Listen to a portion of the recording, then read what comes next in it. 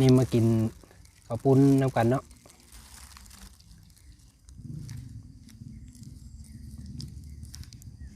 แกนำมาใส่ก่อนมันนี่น้ำข้าวปุ้น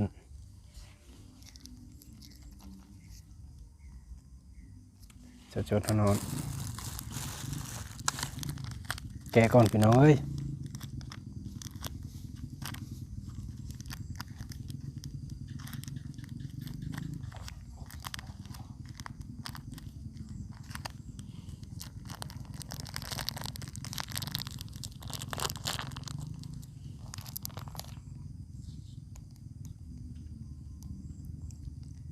เทหัวลงไปเลย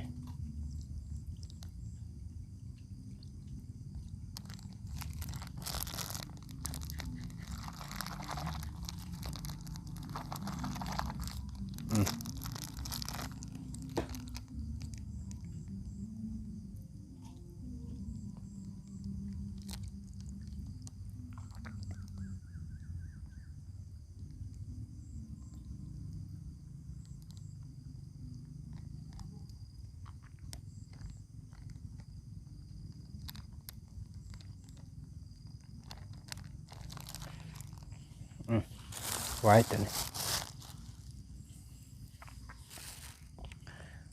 สบายดีพี่น้องปองไปมาคบกับคำของชาแนลคือเก่าเนาะวันนี้มากินข้าวปุ้นเต็มถ้วยเลยผมมาเด้อ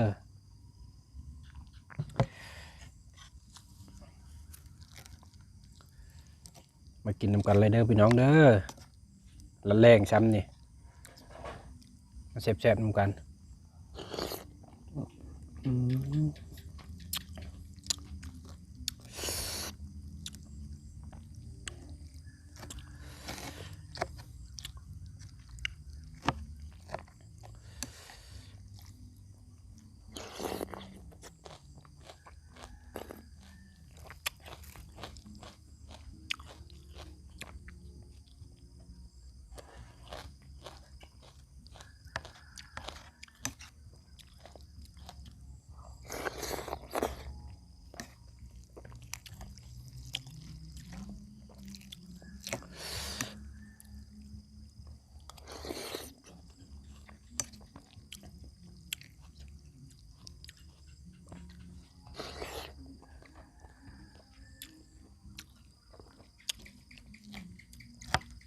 ตะเว้นกับใกล้ชิตกเลยพี่น้องเอ้ย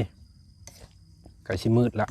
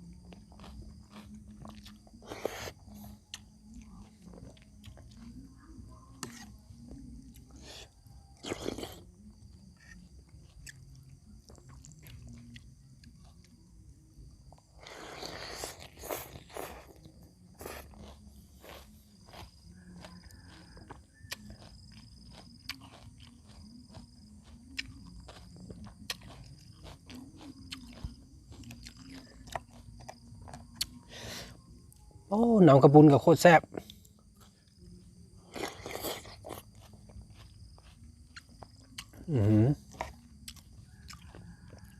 ลูกโดดกลับไปเนี่ย